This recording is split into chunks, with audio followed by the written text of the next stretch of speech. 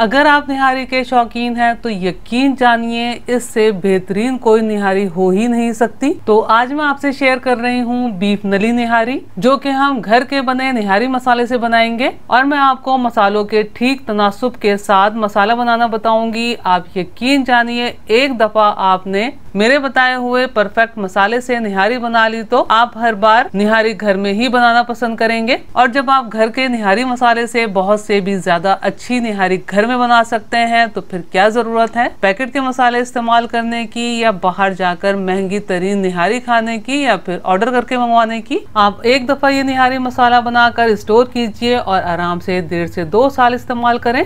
बिस्मिल्लाहिर्रहमानिर्रहीम। अस्सलाम वालेकुम फ्रेंड्स, उम्मीद है आप सब खैरियत से होंगे। ये मैंने बोंग ली है और ये अच्छे खासे बड़े साइज की नलियां 2 अदद ली हैं। निहारी बनाने के लिए मैं बीफ का इस्तेमाल कर रही हूँ, आप मटन का भी इस्तेमाल कर सकते हैं। पहले मैं गोश्त को छुरी की मदद से साफ कर लूंगी और फिर अच्छे तरीके से धोकर गोश्त के मैं बड़े पीसेस बना लूंगी। निहारी बनाने के लिए बोंग का इस्तेमाल किया जाता है तो बहुत बेहतर है कि बोंग के गोश्त का इस्तेमाल कर लिया जाए। अगर बोंग आपको नहीं मिलती तो आप नॉर्मल बीफ के बड़े पीसेस का भी इस्तेमाल कर सकते हैं।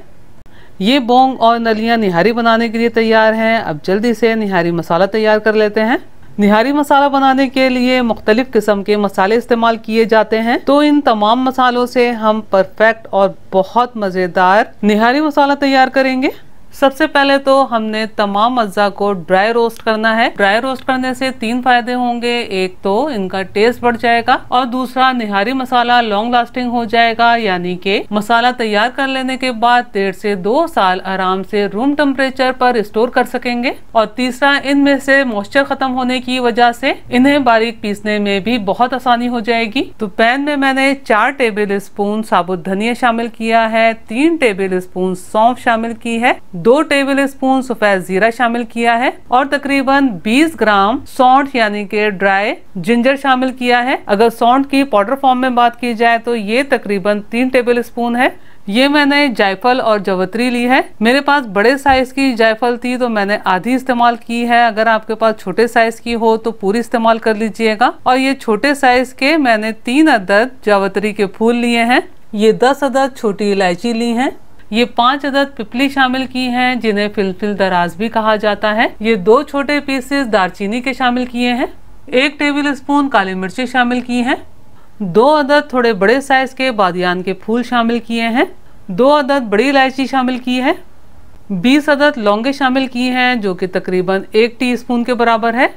निहारी मसाला में 3 बहुत अहम अज्जा होते हैं, जिसकी वजह से निहारी में एक मुख्तलिफ टेस्ट आता है। एक सौंठ, दूसरा सौंफ और तीसरा पिपली। तो निहारी मसाला बनाने के लिए ये 3 अज्जा आपने लाजमी शामिल करने हैं। अब फ्लेम को ऑन कर लेना है और लो फ्लेम पर मुस्तकिल चमचा चलाते हुए इन अज्जा को भून लेना है। बस हमें इन अज्जा को इतना भूनना है कि इसमें से मॉइस्चर ख़त्म हो जाए। इन अज्जा को मैंने सिर्फ 2 से 3 मिनट लो फ्लेम पर भूना है। अब इनमें से चटकने की आवाज़ें आना शुरू हो गई हैं, जिसका मतलब है कि इनमें से मॉइस्चर ख़त्म हो गया है। अब इन अज्जा को प्लेट में निकाल लेना है और इन्हें ठंडा होने देना है। ठंडा होने के लिए पैन में मत छोड़िएगा, अगर पैन में छोड़ा तो कुकिंग प्रोसेस चलता रहेगा। ये निहारी के अज्जा रूम टेम्परेचर पर ठंडे हो गए हैं। अब इन्हें ग्राइंडर जार में शामिल करना है। सौंठ को हावन दस्ते में पीस कर शामिल कर रही हूँ ताकि मसाले पिसने में आसानी हो सके। इसमें ये मैं 3 से 4 अदद तेजपात पीसेस करके शामिल कर रही हूँ। ये 1 टेबल स्पून पिसी हुई लाल मिर्चें शामिल की हैं और ये 4 टेबल स्पून देगी लाल मिर्चें शामिल की हैं। 1 टीस्पून हल्दी शामिल की है और 2 टेबल स्पून नमक शामिल किया है। मिर्चें और नमक आप हस्बे जायका अपने हिसाब से कम या ज़्यादा शामिल कर सकते हैं। अब इन तमाम अज़्ज़ा को जितना हो सके बारीक पीस लेना है। मैंने मसाले को बहुत बारीक पीस लिया है, फिर भी मैं स्ट्रेनर की मदद से छान रही हूँ ताकि अगर इनमें कोई पार्टिकल्स वगैरह रह गए हों तो वो निकल जाएं। मैंने मसाले को छान लिया है, सिर्फ 1/2 टीस्पून ये दरदरा सा मसाला बचा है। आप देख सकते हैं कि ये हमारे पास परफेक्ट टेक्सचर, कलर और टेस्ट के साथ निहारी मसाला बनकर तैयार है। और इस मसाले की स्मेल और टेस्ट काफ़ी स्ट्रॉन्ग है, इसलिए काफ़ी कम क्वांटिटी में इस्तेमाल किया जाता है। वैसे तो निहारी बनाने के लिए घी का इस्तेमाल किया जाता है। अगर आपको कोई हेल्थ इशू नहीं है तो आप निहारी घी में भी बना सकते हैं। बाजार के किसी भी पकवान की बात की जाए तो वो घी में ही बनाए जाते हैं और ये एक फैक्ट है कि घी में कोई भी चीज तेल के मुकाबले में ज्यादा मजेदार बनकर तैयार होती है। मैं निहारी कुकिंग ऑयल में बना रही हूँ, तो जो ऑयल मैं निहारी बनाने के लिए इस्तेमाल कर रही हूँ, तो पहले इस ऑयल में मैं निहारी के साथ फ्राई की हुई प्याज सर्व करने के लिए प्याज को फ्राई कर रही हूँ। तो पैन में मैंने 1 कप कुकिंग ऑयल शामिल किया है। ऑयल गर्म हो जाने के बाद मैंने 1 बड़ी प्याज बारीक कटी हुई शामिल की है। प्याज फ्राई कर लेने के बाद पेपर पर डालना है और गरम गरम प्याज को फोर्क की मदद से पेपर पर फैला देना है और जब रूम टेम्परेचर पर ठंडी हो जाए फौरन ही आपने एयर टाइट कंटेनर में ट्रांसफर कर लेना है ताकि ये फ्राई की हुई प्याज क्रिस्पी रह सके।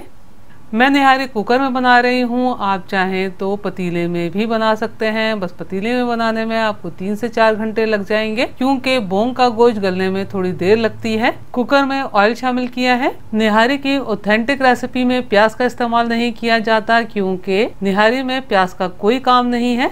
निहारी बनाने के लिए अदरक के पेस्ट का इस्तेमाल नहीं किया जाता क्योंकि ऑलरेडी निहारी मसाला में जिंजर पाउडर यानी कि सौंठ का पाउडर मौजूद होता है। तो यहाँ मैंने 1.5 टेबल स्पून लहसुन का पेस्ट शामिल किया है और ये तकरीबन 1/4 कप पानी शामिल किया है। जितना पानी शामिल किया है ड्राई होने तक मीडियम फ्लेम पर लहसुन को भून लेना है। लहसुन भून लेने के बाद इसमें ये मैंने 1 किलो बोंग शामिल की है। मैं निहारी में मसाला नॉर्मल रख रही हूँ इसलिए 5 टेबल स्पून शामिल कर रही हूँ, लेकिन आप थोड़ा तेज मसाला रखना चाहते हैं तो आप 6 टेबल स्पून मसाला भी शामिल कर सकते हैं। 3 से 4 minute medium to high flame पर गोश्त को भून लेना है। 3 से 4 मिनट गोश्त को भून लिया है। आप देख सकते हैं गोश्त का कलर भूनने के बाद वाइट सा हो गया है। इसमें ये मैं 2 अदद बड़े साइज की नलियाँ शामिल कर रही हूँ। आपको अंदाजा हो रहा होगा जो मैं कुकर इस्तेमाल कर रही हूँ साइज में काफी छोटा है, तो इसलिए मैंने इसमें सिर्फ 1.25 लीटर पानी शामिल किया है। तो अब मैं कुकर को कवर कर दूंगी और तकरीबन 1 घंटा मीडियम टू लो फ्लेम पर पकाऊंगी। अगर कुकर बड़ा हो तो उसी हिसाब से आप पानी ज्यादा शामिल कर सकते हैं और मीडियम टू हाई फ्लेम पर गोश्त को गला सकते हैं। अगर कुकर छोटा है तो पानी कम डलेगा और फ्लेम को कम रखा जाएगा गोश्त गलाने के लिए। आप अपने कुकर के साइज और प्रेशर के हिसाब से गोश्त को गलाइएगा।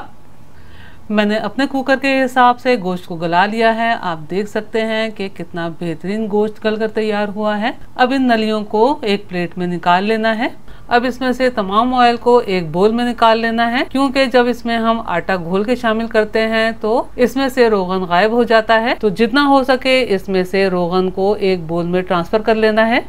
गोश्त गल जाने के बाद इसमें तकरीबन 1 गिलास ग्रेवी बची है, तो इसमें ये मैं तकरीबन 1.5 गिलास मजीद उबला हुआ पानी शामिल कर रही हूँ। अगर आपके पास मेरी तरह छोटे साइज का कुकर मौजूद है और आपने ज्यादा क्वांटिटी में गोश्त पकाना है तो मेरे तरीके से गोश्त को पका सकते हैं और इसी तरह ग्रेवी को बढ़ाने के लिए उबला हुआ पानी शामिल कर सकते हैं। अब जल्दी से निहारी में डालने के लिए आटा तैयार कर लेते हैं। जिस तरह निहारी गाढ़ी बनाई जाती है तो उसी तरह मैं निहारी तैयार कर रही हूँ। कुछ लोग जरा पतली निहारी पसंद करते हैं तो उसी हिसाब से आप आटे का इस्तेमाल कम कीजिएगा। बहुत से लोग निहारी को गाढ़ा करने के लिए कॉर्नफ्लोर या फिर मैदे का इस्तेमाल करते हैं, लेकिन निहारी की असल रेसिपी में गंदम के आटे का इस्तेमाल किया जाता है जिससे निहारी का कलर भी बहुत अच्छा आता है। तो यहाँ मैंने पैन में 3/4 कप गंदम का आटा शामिल किया है। लो फ्लेम पर गंदम के आटे को मुस्तकिल चमचा चलाते हुए 3 से 4 मिनट भून लेना है ताकि इसका कच्चापन खत्म हो जाए।